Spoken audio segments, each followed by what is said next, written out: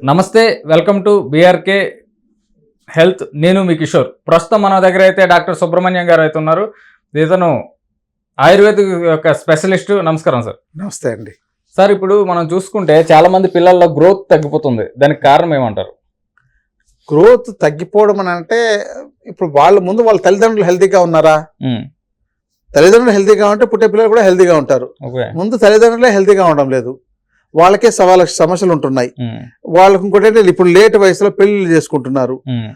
దానివల్ల వాళ్ళ యొక్క వీర్యం కానీ స్త్రీలలో ఎగ్స్ కానీ ఆరోగ్యకరంగా లేకపోవడం వల్ల వాళ్ళకు పుట్టే పిల్లల్లో కొన్ని రకాల సమస్యలు వస్తున్నాయి. ఇంకోటి ఏంటంటే ప్రధానంగా ప్రెగ్నెన్సీలో ఉన్నప్పుడు స్త్రీ ఎలాంటి ఆహారం తీసుకోవాలి, ఎలాంటి ఆహారం తీసుకోకూడదు, పిల్లల్లో గ్రోత్ అంటే పిండంలో గ్రోత్ బాగుండడానికి మనకు ఆహారంలో ఏమున్నాయి ఇలాంటివి ఇలాంటి వాటిని తీసుకోవడం లేదు. ఏదో ఆధునికంగా వాళ్ళు ఏం చేస్తారంటే ఒక ఐరన్ టాబ్లెట్లను ఒక హిమోగ్లోబిన్ పెరిగే టాబ్లెట్స్ సంథింగ్ కొన్ని ఇస్తారనమాట. ప్రతిసారి స్కానింగ్ చేయండి చెప్పి చేయిస్తుంటారు.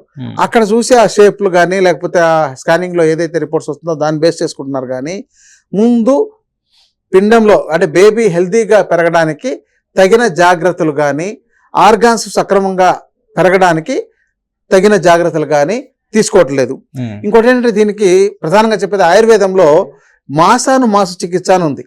అంటే నెల వాళ్ళకు గ్రోత్ పిండం ఎలా గ్రోత్ వస్తుంటుంది, దాంతో ఏ ఆర్గాన్స్ తయారవుతుంటాయి, ఆ ఆర్గాన్స్ బాగా తయారవడానికి ఎలాంటి ఇంగ్రీడియంట్స్ ఎలాంటి మూలికలు ద్రవ్యాలు ఆహార పదార్థాలు వాడితే ఆ ఆర్గాన్స్ అభివృద్ధి చెందుతాయి అనేవన్నీ ఉన్నాయన్నమాట. వాటిని గనక వాడుతున్నట్టయితే వాళ్ళకు ఈ అవకాశం ఉంటుంది. కానీ ఇప్పుడు అలాంటి ప్రశ్న ఎన్నిసార్లు ఎన్నో ఛానల్స్లో ఎన్నో ఏళ్లుగా చెప్తున్నా కూడా ఆ ప్రెగ్నెన్సీలో తీసుకోవాల్సిన జాగ్రత్తల గురించి ఆయుర్వేదిక్ డాక్టర్లు కానీ ఎక్కడైనా స్త్రీ డాక్టర్స్ ఉంటారు మన ఆయుర్వేదంలో కూడా, స్త్రీ అని ప్రసూతి రోగ డాక్టర్స్ ఉన్నారనమాట. వాళ్ళని కానీ ఎవరు ఎక్కడ సంప్రదించడం లేదు. చాలా తక్కువ మోతాదు, ఎక్కడో 0.1% అనేది వీళ్ళు ఫాలో అవుతుండే వాళ్ళు ఉంటున్నారు. కాబట్టి ఎలాగో ఆధారంగా ఏదో టాబ్లెట్స్ తీసుకుని ఎలాగోలాగా డెలివరీ అవుతున్నట్టు అయిపోతుంది. అది కూడా దీంతో మన దేశంలో ఇప్పుడు 70 to 80% సిజేరియన్ డెలివరీస్ అవుతున్నాయి. ప్రీమెచ్యూర్డ్ బేబీస్ అంటే ముందుగానే వాళ్ళకు ఏదో సమ్ హెల్త్ ఇష్యూ ఉండడం వల్ల సఫిషియెంట్ పీరియడ్ గర్భంలో ఉండకుండానే వాళ్ళని తీసేయడం వల్ల వాళ్ళు తర్వాత వాళ్ళని రకరకాలుగా ట్రీట్మెంట్స్తో మందులతోనే పెంచడం వల్ల వాళ్ళు మందులకు కొద్ది వరకు రెస్పాండ్ అయ్యే విధంగా పెరుగుతున్నారు తప్ప సహజ సిద్ధంగా పిల్లల్లో గ్రోత్ ఉండడం లేదు. ఒకవేళ పుట్టిన తర్వాత రకరకాల హెల్త్ ఇష్యూస్ వస్తున్నాయి. దగ్గు, జలుబు, జ్వరము, కొన్ని వాళ్ళ ఆహారం సరిగా జీర్ణం కాలేకపోవడం, విరేచన సరిగా వెళ్ళకపోవడం, ఎప్పుడు కడుపు నొప్పులని ఇలాంటివన్నీ. ఇప్పుడు ఒక పిల్లల డాక్టర్ దగ్గరికి వెళ్తే చాలా మంది పిల్లల్ని వేసుకుని అక్కడ కూర్చొని వెయిట్ చేస్తుంటారు. కారణం ఏంటంటే వాళ్ళకి ఏదో ఒక ఇష్యూ వస్తుంది. చివరికి జలుబు చేస్తే కూడా ఇప్పుడు 1-2 నెలల పాటు కూడా తగ్గడం లేదు. మీరు ఒక స్కూల్కి వెళ్ళి చూడండి, దాంతో ఒక 20-30 మందికి చిన్నపాటి కూల్ వాటర్ తాగినా, చిన్నపాటి ఏసీ వేసినా, ఫ్యాన్ వేసినా కూడా డస్ట్ అలర్జీసు, వెంటనే జ్వరం వచ్చేయడాలు, ఇలాంటి సమస్యలు అన్నీ ఉంటున్నాయి. సో అందుకని వాళ్ళకి ఎలాంటి ఆహారం పెట్టాలనేది అది కూడా లేదు. తర్వాత వీళ్ళకు నట్టలు అనేవి తయారవుతుంటాయి. అంటే పొట్టలో నులి పురుగులు అనేవి, ఆ నులి పురుగులు ఎలా క్లీన్ చేయాలి అనేది తెలియదు. అది కనీసం పిల్లల్లో ఒక 15 ఏళ్ళు వయసు వచ్చేదాకా వాళ్ళకు ప్రతి నెలకో 2 నెలలకో ఒకసారి విరేచనానికి ఇచ్చి అది మొత్తం లోపలంతా క్లీన్ అయ్యేటట్టు చేయాలి. ఇలాంటివి ఏవి చేయడం లేదు. ఇక బలమైన ఆహారం అని అంటే మంచి ఐస్ క్రీమ్ కొనిస్తేనో, మంచి దాన్ని ఏమంటారు చాక్లెట్లు కొనిస్తేనో ఇది బలం అని చెప్పిన మనం టీవీల్లోనో దేంతోనో అడ్వర్టైజ్మెంట్లో చూసి ఇవే బలమైన ఆహారము, దీంతోనే యాక్టివ్గా ఉంటారు అనే అభిప్రాయంలోకి చాలామంది ఉండడం వల్ల చెప్పాలంటే వాటిని కొనించి తృప్తి పడుతున్నారు. మా అడ్వర్టైజ్మెంట్స్ వస్తున్నాయి, మీ పిల్లోడు ఇంత గ్రోత్ అవుతాడు, ఇలా అవుతాడు అని ఇలాంటివన్నీ చూపించే వాటితో చూస్తున్నారు, వాటిని వాడుతున్నారు తప్ప అవన్నీ ప్రకృతి నుంచి తీసుకున్నవి.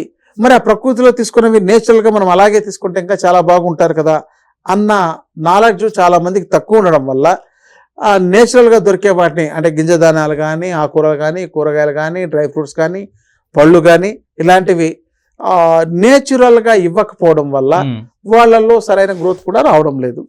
సార్ ఇప్పుడు చూసుకుంటే చాలా మందికి 5th క్లాస్ 9th క్లాస్లోనే కంటి చూపు పోతుంది. దీనికి ఎటువంటి చర్యలు తీసుకుంటే మంచిది అంటారు?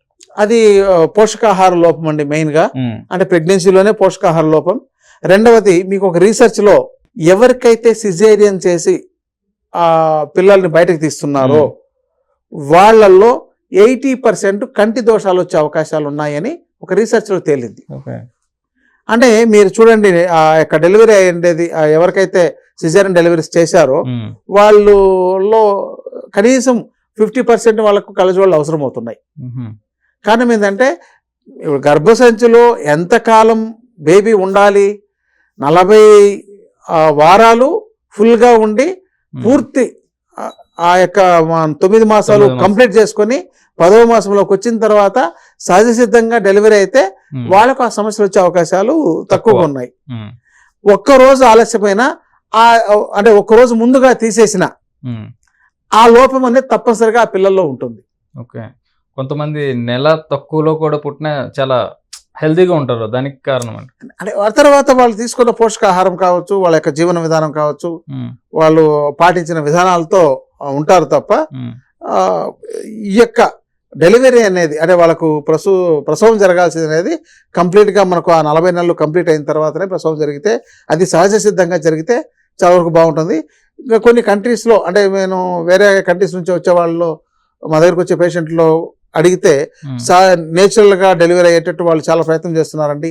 ఇక్కడైతే తొందరగా చేసేస్తున్నారు, ఇక్కడ భయాలు రకరకాల వీళ్ళు కూడా ఇంకా తొందరగా చేసేయండి ఏమైనా అయిపోతుందేమో అనేసి ఇలాంటి క్రియేట్ చేయడం వల్ల వీళ్ళు ఎక్కువ భయపడడం వల్ల ఇంకా తప్పని పరిస్థితుల్లో డాక్టర్లు కూడా సిజేరియన్ చేసి తీయాల్సిన అవసరాలు ఏర్పడుతున్నాయి.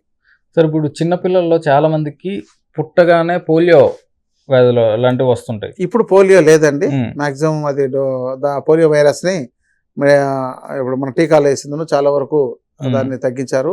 ఇప్పుడు ఎక్కడో రేర్గా అసలు ఈ మధ్య అయితే అలాంటి కేసులు నోట్ అవ్వడం కూడా తక్కువ. ఇక ఇతరవి కొన్ని వస్తున్నాయి కానీ ఇప్పుడు పుట్టుకతో అలాంటి టీకాల లోపంతో వచ్చేవి ఏవి లేవు. ఎందుకంటే టీకాలు సక్రమంగా వేయిస్తున్నట్లయితే ఎలాంటి ఇష్యూస్ లేకుండా ఉంటున్నాయి. ఒక హెపటైటిస్ బి అనేది మాత్రం కొంతమందిలో ఛాన్స్ ఉన్నాయి, అది కూడా అడ్వాన్స్గా వేసేస్తున్నారు.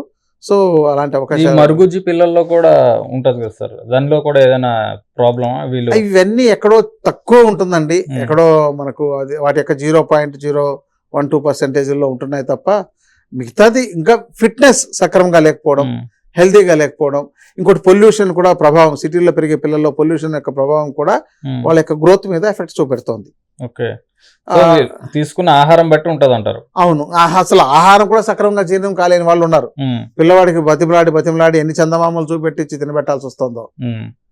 కాబట్టి ఈ సమస్యలు ఉన్నాయి. కాబట్టి వాళ్ళే ఆహారం అడిగేటట్టు వాళ్ళకు యొక్క పొట్టని సక్రమంగా చూసుకునేటట్టు, అంటే పొట్టని సక్రమంగా క్లీన్ చేస్తూ వాళ్ళకు జీర్ణశక్తి పెరిగే ఆహార పదార్థాలు కానీ లేదంటే వైద్యుల పర్యవేక్షణలో కొన్ని రకాలు తెలుసుకొని వాటిని ఇవ్వడం ద్వారా సహజ సిద్ధమైన పద్ధతులు, అంటే ఇప్పుడు మనకు జీలకర్ర కానీ సోంపు కానీ వాము కానీ ఇవన్నీ డైజెషన్ ఇంప్రూవ్ చేసేదానికి పనిచేస్తాయి. మిరియాలు కానీ సొంటి కానీ ఇలాంటి వాడేవి కూడా తక్కువైపోతున్నారు. అందరూ టేస్ట్ కోసం వాడుతున్నారు తప్ప ఆరోగ్యకరం కోసం వాడడం తక్కువ ఉంటుంది.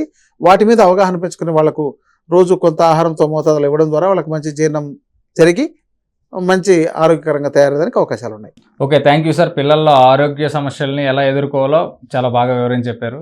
Thank you. నమస్తే.